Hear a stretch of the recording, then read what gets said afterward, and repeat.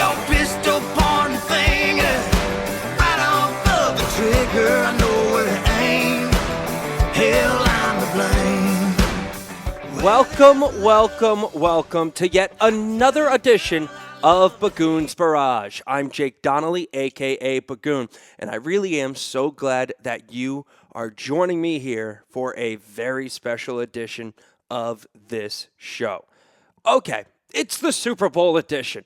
Somehow, the New England Patriots down 25 with less than 9 minutes to go in the third quarter came back to win Super Bowl 51. Down 19 in the fourth quarter, the Patriots came back to win Super Bowl 51, and they did it in convincing fashion.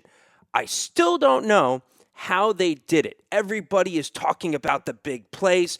You have the Dante Hightower strip sack, the Trey Flowers sack that forced the Falcons out of field goal range towards the end of the fourth quarter. And of course, you have the Edel catch, which goes down as the best offensive catch of all time for the New England Patriots. The best catch of all time for the Patriots was done by a defensive back named Malcolm Butler back in Super Bowl 49. I think we all remember that one. But everybody talking about the big plays, and there are so many to count.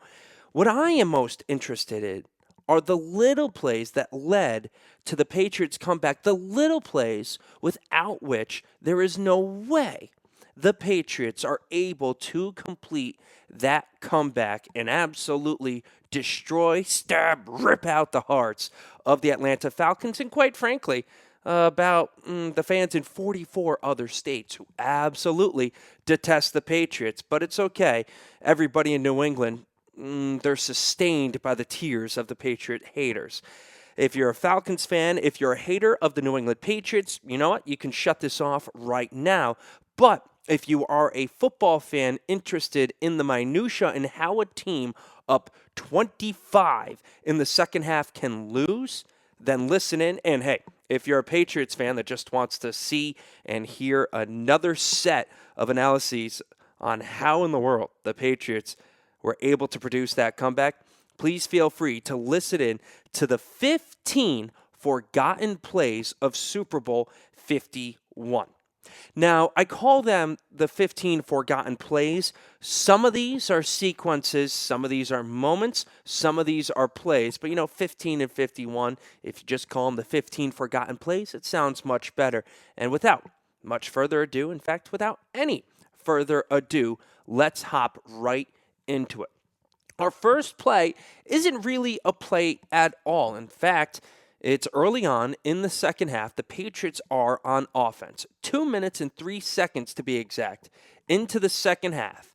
And you see Brady staring off to the right side of the field with the Patriots down 21-3. And as we roll the clip, he's going to look left. Now, if you look and pause the video, there are two Patriots, Hogan and Amendola, at the top of the screen with just one defensive back, and we'll run it now. The Falcons defensive backs, they realize that they have the wrong defense out there. They're yelling, they're screaming, and they have to call the timeout. You see the back judge, he comes in, clearly a timeout by the Falcons. Now we'll run it back one more time, and Brady, he's just staring at the top of the screen. He knows exactly where he wants to go with this ball, but just 2 minutes and 3 seconds into the second half, the Falcons have to waste a timeout. Normally, when you talk about and you discuss a big comeback, it's about how the team that was down had to hold on and keep those pivotal timeouts. But the same holds true for the team that is ahead, because if you allow a team to come back into the game, there's a good chance that you have wasted your timeouts. Normally, the team that is up by, in this case, at this point, only 18 points, but they usually have a chance at the end of the game to come back and maybe kick a field goal to tie it, or maybe, I don't know, go ahead and win the game when you get the ball with less than a minute to go. But we see here the Falcons wasting a timeout just 2 minutes and 3 seconds into the second half. And of course, you know that this is going to come back later on. So that is the forgotten moment number 1 in our 1 of 15 breakdown. Now we jump ahead, and the Patriots are now down 25. It's 2nd and 7 from the Patriots' 27-yard line. This is going to be play number 2, and we are going to key at the top of the screen James White one-on-one with a defensive back. He's going to do a little bit of a shortened out dig route or an extended slant, what have you. As you'll see, he'll go 2 yards up the field, cut to the 30, then dig on in. Cut to the 30, digs in, boom. Brady hits him right in stride. And as we stop it, White is at the 32-yard line, a full 3 yards shy of the first down marker, but he's able to get through the first tackle. This is the first time all game, and we'll replay it here and let you watch White do his thing. This is the first time all game that a Patriots receiver or running back caught the ball shy of the yard to gain and was able to break the tackle to get to the first down. We mentioned in the previous Bagoon's Barrage how the Patriots were the second best team in the NFL per catch at yards after the catch. The number 1 team, by the way, was the Atlanta Falcons, as we discussed ad nauseum. But one of the worst defensive teams in the NFL, in fact, the worst defensive team in the NFL at denying offenses yards after the catch was the Falcons, but they were so good through the first 2.5 quarters. Now you see the first broken tackle. White gets helped up. So first play is actually a moment. That's the timeout. The second play is the first time all game long where a Patriots receiver, or in this case running back, was able to break a tackle shy of the first down marker and get the first down to get the whole new set of downs. Now we move on to play number 3, and as you can see, it is 4th and 3. The Patriots still down by 25. 4th and 3 from the 46-yard line. Number 3 forgotten play. Danny Amendola is in the slot at the top of the screen, and as we roll the clip, he's going to come on in, go out. Brady already knows, we'll stop it right there, that the Falcons are in man defense as they had been for most of the game. Something, by the way, that the Patriots offense and Josh McDaniels clearly were not ready for. So Amendola, watch him. He's going to cut up, and he's going to make a great move to the outside, but he's going to get pushed by the defensive back, and this actually helps him out as he gets separation. Brady puts it right on the money, and Amendola cuts up for 17 yards. If the Patriots don't get this first down, the game's over. They're down 25. It's 1st and 10 for the Falcons at the Patriots' 46-yard line. This game is over if the Patriots do not get this first down. There's 5:56 in the third quarter to go. But yet, if the Patriots don't get this one, this game is over. 17 yards on 4th and 3. Huge play. Now, we jump up to later on in this drive and another pivotal conversion for the Patriots. And this is our play number 4 as old crazy legs Tom Brady at the 35-yard line for the Falcons on 3rd and 8. He's going to watch the stunt from the left end, who's actually the linebacker, cut inside. Marcus Cannon, who was tremendous all game long, collapses the pocket and walls off the defenders. And Brady, against man coverage, just jumps his way up the field. And this is a guy who ran notoriously a 5.2 40, which I can do better right now, sadly. I really can. Brady ran a 5.2 40 in the combine. He goes for 15 yards up the field. Everybody remembers the 466 yards through the air. Well, Brady here picks up 15 on the ground. So a little bit of Mike Vick, who retired right before the game. 481 total yards for Tom Brady, as you have to add the 15 on top of it. So now we move immediately after the Patriots get the touchdown from James White on a nice little stick route to the outside. He caught, I think, about the 3-yard line or so. Didn't have to break a tackle, but cut up field and was able to dive into the end zone for the touchdown. Of course, Gostkowski would miss the ensuing extra point. Did a pretty good job on the onsides kick. He did everything except for get out of the way of the ball, which, yes, is a pivotal aspect of that type of scrum onsides kick. But if he doesn't touch it, good chance that the Patriots get a hold of it. Instead, he touches it and actually helps out the Falcons, which, by the way, gives the Falcons, as you see, the first down and 10 from the Patriots' 41-yard line. So we've been talking about a lot of the plays and moments. This here is our first sequence, and it is a quadruple sequence for the Falcons and, more importantly, the Patriots defense. So we look towards the bottom of the screen. We see tight end Austin Hooper matched up against Patrick Chung.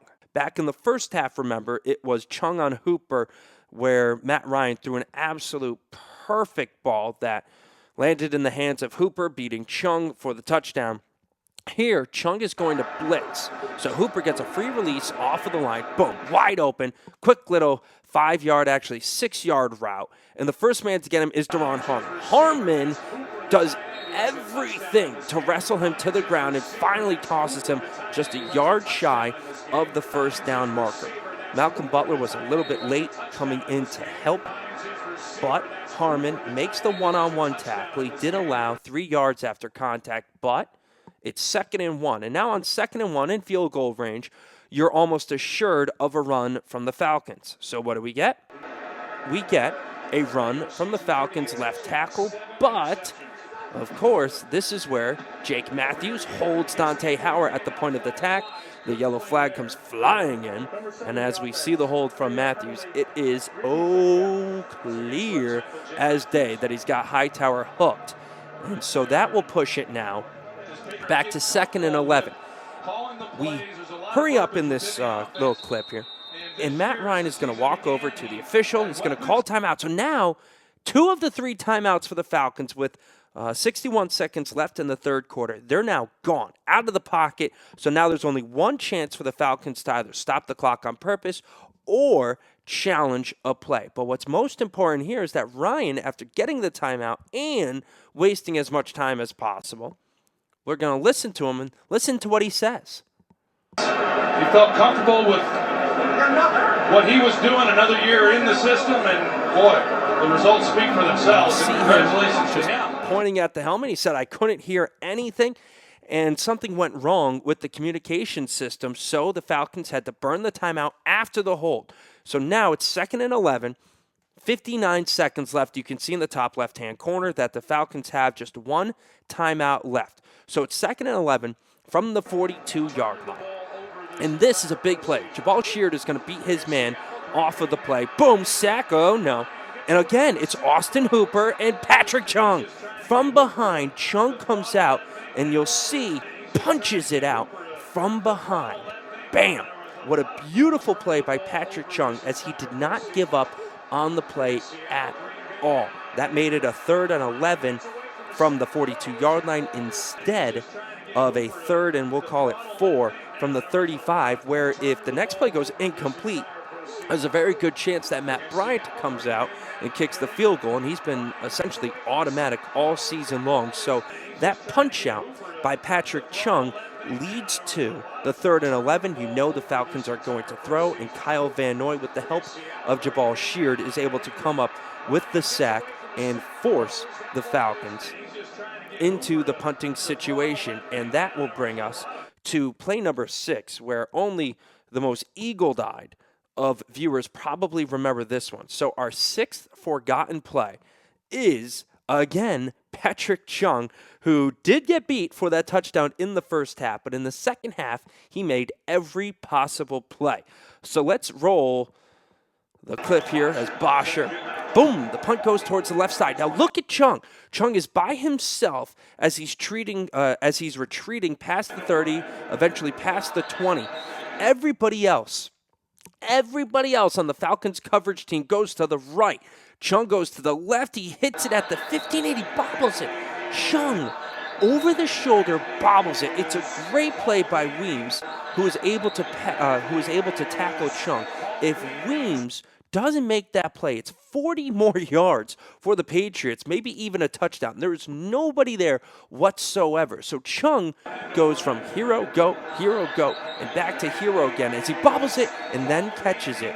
Patriots start the drive at the Actually, they give him about 2 extra yards than they should have. It should have been at the 11-yard line, but instead it's the Patriots 1st and 10 from the 13, and we immediately go into our second sequence, but our 7th forgotten moment of Super Bowl 51 between the Patriots and the Falcons. Now here, we haven't heard much from Malcolm Mitchell, and Malcolm Mitchell, young blood, is going to make himself heard. 3 of the next 5 plays go to Malcolm Mitchell. He's at the top of the screen here. Nice little back shoulder fade, great comeback route. And boom, right on the money. This is going to be a shallow cross to Mitchell. It's on the very next play. Got him. Next play after this one, an incompletion to Julian Edelman on the wheel route. And we're going to hit Malcolm Mitchell at the bottom of the screen, or make that, Malcolm Mitchell in the slot at the top of the screen. We're going to hit Mitchell all the way down to the Falcons' 41-yard line. So look at that. 5 plays, 3 of which to Malcolm Mitchell. In between this, by the way, was that blown wheel route pass to Julian Edelman, as well as a nice little run by James White where he just shook Deion Jones, who had a clean shot at him in the backfield on that previous play where Malcolm Mitchell was shallow on the crossing route. But you get 3 out of the next 5 plays to Malcolm Mitchell all the way down to the Atlanta Falcons' 41-yard line. The Patriots would hit James White at the top of the screen on another play for 9 yards before an over-the-shoulder catch through the seam to Martellus Bennett, which put the ball at the 9-yard line. And then it was the 2 of 3 plays sacked to Tom Brady. Now we're going to go to a little play here, and it's our 8th forgotten play, and it's a simple one. Stephen Gostkowski from 33 yards out, left hash. This is, by the way, the same instance where he had missed the extra point. Same type of circumstance, except this is the field goal for 3 points, whereas the extra point, of course, just 1. But Gostkowski, good snap, good hold, and the kick is through. People forget this, but Gostkowski, after missing the extra point in almost the same type of circumstance, 33 yards from the left hash, comes back out, and what does he do? He knocks it stiff through the uprights, and now the Patriots are down by, they always say 2 scores. I like to say 4 scores because it's 2 touchdowns and 2 two-point conversions. So the Patriots are down 4 scores, but 2 scoring opportunities, whatever. I know it's a little bit complicated, but to say 2 scores, it's really not that simple. But without that field goal, the Patriots are not down by the 16 points. So we jump up to play number 9 here. And again, it's that man, Patrick Chung from USC. And Chung is going to make a great play here, as this is going to be the toss to the outside for Tevin Coleman. And it's going to go for 9 yards. Now watch Chung. He's going to come from the back left of the screen, and Chung is going to be unblocked as he cuts in, and boom, one-on-one tackle, nicely done. But as we roll the tape back, we watch as it's hat on hat for everybody. It's one-on-one, Chung against Coleman. And you see, look, hat on hat, perfect blocking by the Atlanta Falcons. If Chung, as we now roll it, doesn't make this tackle, there's a good chance that Coleman is gone, and it's another touchdown.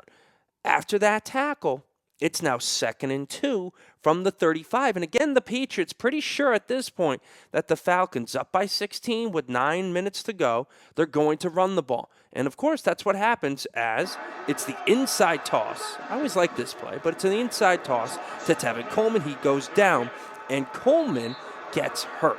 So, play number 9, the Chung one-on-one tackle. Play 10 is Tevin Coleman getting hurt, which then makes you insert Devontae Freeman. Coleman, as you see, down there on the ground. But now we've got Devontae Freeman in the game on 3rd and 2, and with one running back hurt, you know that the Falcons aren't going to go to a run. Everybody's talking about, why would you go to a drop back pass on the Dante Hightower strip sack? That's because they just saw one of their 2 running backs go down. You don't hand off the ball after a running back goes down. In this case, if you hand it off and a guy goes down, guess what? The rest of the game, you have to throw the ball. By throwing in that situation, the Falcons were saying, okay, our other running back isn't going to get hurt. We're going to throw the ball. Hopefully, Matt Ryan knows to not hold on to the ball too long. Hopefully, Devontae Freeman makes a block. But you know what happened? Matt Ryan held on to the ball too long, and Devontae Freeman, who was supposedly in pass protection, and I hesitate to use that phrase because he did nothing against the blitzing Hightower. But Patriots get the strip sack. Alan Branch comes up with the ball. And now the Patriots down by 16. They have the ball at the 25-yard line. And hey, we've been talking defensively a ton about Patrick Chung. Offensively, what do we see? Oh, yeah. First play. Looks like the Patriots are going for the shot play, trying to score. First play after the turnover. And it's Dwight Freeney, who I'm oh so certain that is, that Tom Brady is kind of sick and tired of seeing Dwight Freeney in big games. But he comes up with the sack. So now, after a short pass to James White to set up a 3rd and 11, we have 3rd and 11, Patriots down by 16. They need to score a touchdown here with 7:05 to go. And where does Brady go? Once more to Malcolm Mitchell, bottom of the screen. Brady, boom, throws an absolute laser, and then he stabs the ball into the ground. The weirdest thing in the world. It's a great route by Mitchell, but then he stabs it into the ground, and I don't know if that ball was punched out, if they would have called it a fumble, or if they would have said that Malcolm Mitchell was giving himself up. Either way, and we'll just watch this one more time, because it's a beautiful route by Mitchell, and the throw is on the money once more. But there's a chance that this is a fumble for the Patriots. If it is knocked out of his hands, they don't call it because the ball's not knocked out of his hands. Instead, the Patriots get the first down, and the Patriots end up scoring, and they get the 2-point conversion on the old Kevin Falk direct snap. Brady faking the high snap thing, which I love watching him do. Now, all of a sudden, the Patriots are down by a touchdown and a 2-point conversion. So we have made our way through the first 11 forgotten plays. We head to play 12, and this is one that many Patriots fans kind of forget. But watch Landon Roberts here. He's at the 15-yard line to stop it. It looks like the Patriots are in man, but with the way he drops back, it's kind of a cover 2, the old Tampa 2 look. So I'm not sure what's going on here, to be perfectly honest. But when you watch Roberts and Freeman leaks out of the backfield, boom, Freeman's gone.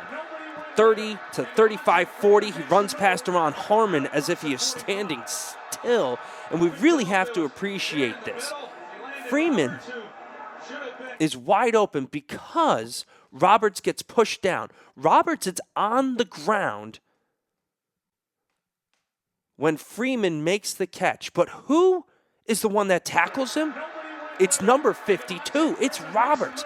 He got back up, but he makes this play. Look at here. Look at the tail end of the play. We're just going to keep running this again. This is one of the best angle pursuits you will ever see. This is the best angle pursuit in Patriots history since Benjamin Watson was able to chase down Champ Bailey. Look, and we'll show the replay. As Landon Roberts gets pushed down, Troy Aikman actually shows it. But Freeman goes by Duron Harmon, and then he's tackled from behind by Landon Roberts. And Devin McCourty was getting blocked on the play. If Roberts doesn't make this tackle, it is game over. This is a touchdown. This is a touchdown for Devontae Freeman. I don't know how else to say this. If Landon Roberts doesn't make this tackle, this is one of the longest plays in Super Bowl history. Instead, it just goes as a very long play for the Atlanta Falcons, almost 40 yards. I think it was like 38 or 39 yards. But Roberts just makes one of the best plays you will ever see that nobody is talking about this week after the Super Bowl. But I'm sure when they look at this video, you are going to see a Landon Roberts making one of the best plays you will ever see. I put this right up there with that angle pursuit track down of Champ Bailey by Benjamin Watson when I think it was actually Brady's first. Yes, it was Brady's first interception thrown in the red zone in postseason play at that time for Brady. Since then, that's actually been a big issue for Brady. So now we're through 12 plays, and here, and I love the fact I kind of purposely worked this in here as we're going to watch the Julio Jones catch. But look at the clock, all right? We're under 5 minutes to go in the fourth quarter. It's 28-20. Watch the clock and watch the play. All right, clock's moving.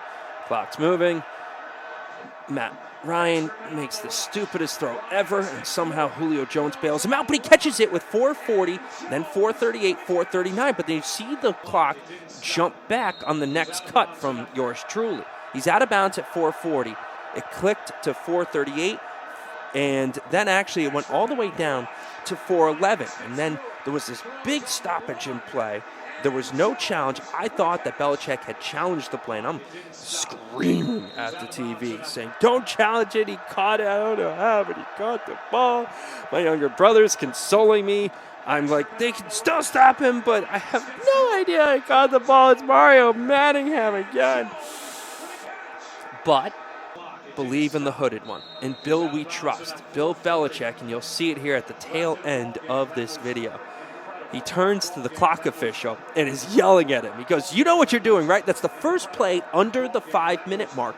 And in case you did not know, under 5 minutes to go in the fourth quarter, any play out of bounds, the clock stops. So this whole hubbub was about the clock not stopping as it had dropped all the way down to 4:11. Belichick noticed it and was like, hey, you guys have to put 4:40. He was out of bounds under his own volition. Going forward, that's a clock stoppage. We need 4:40. We need that time on the clock. Belichick is always cognizant of what is going on the football field. And sure enough, the next play, the next big play that is the Trey Flowers sack. Because watch, boom, Ryan goes down at 3:51, timeout at 3:50. Belichick knew exactly what was going on, that he would get the ball back on the next play, which ended up being an incompletion. So the Patriots have a ton of time left on the clock. Sequence number 13, Bill Belichick absolutely recognizing the situation and knowing, one, that when Julio Jones caught that ball, not to challenge it. Two, that he was out of bounds and that the clock should have stopped. And then three, not getting all, oh, yeah, Trey Flowers sack, which was awesome, but calling the timeout with 3:50. Bill Belichick was well aware of the situation and did not let the moment get the better of him. And now we get to the really, really fun stuff. Okay, so 4 plays bracketing the Edel catch, as I like to call it. And you see Quinn having no idea what's going on because his team's imploding and they all look like deer in the headlights. So the play that everybody forgets is that the Patriots here, this is going to be play number 14 for us, but the Patriots here, it's 3rd and 10 from the 9-yard line. Play number 1 on this drive was Brady getting hit and throwing it to nobody. It fell in between 3 different Falcons receivers. Play number 2 was the deep ball down the top sideline to Chris Hogan. There was contact there, but with the way they were calling pass interference, there was no way they were going to call it on a play like that. So now here, as we roll the tape, 3rd and 10 from the 9-yard line with 3:17 to go. The Patriots down by 8.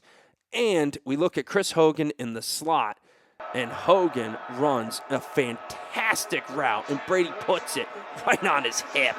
In between zone coverage, first down. Okay, so that's the sequence. The second play of this drive is the Edelman shallow cross. Bing! Right into Alford's hands and helmet. A ton of contact there. Ball pops up into the air. Oh, my God, that should have been intercepted. Right, Matt Ryan? Yeah, oh, yeah, that was close. Okay. And then the next play is a play that I think is probably the second best catch in this game. Bottom of the screen, Malcolm Mitchell, one-on-one. The Rook winning a ton of one-on-one battles. First down, out of bounds. But it's what happened before this. Look at the route. Another comeback, bam. But he falls, gets back up, makes the catch, gets back up again, and then jumps out of bounds to stop the clock. And then, of course, the next play was the Edel catch. Is this my excuse to playing a play that nobody will forget? Yes, it is.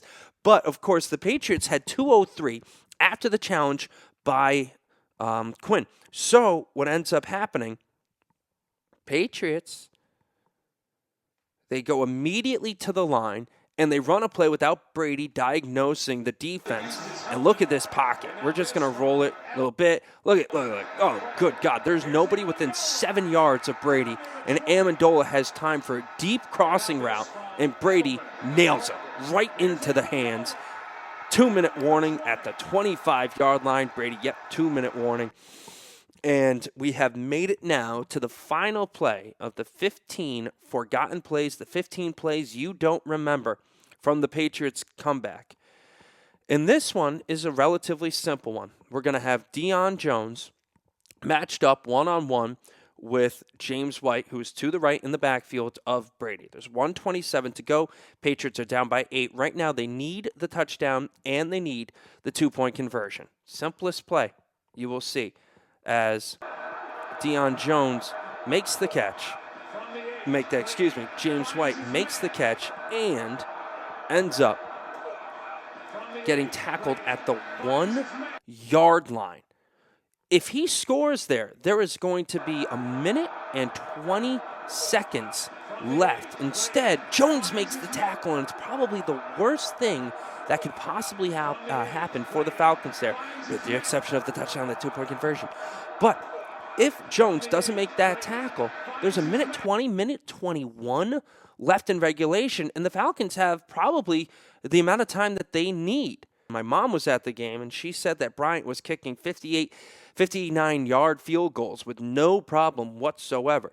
So if the Patriots and James White score right there, there's a minute 20. Now, that's more time. And to finish things off, we do have to show the kickoff coverage here as a little extra. Gostkowski kicks it high.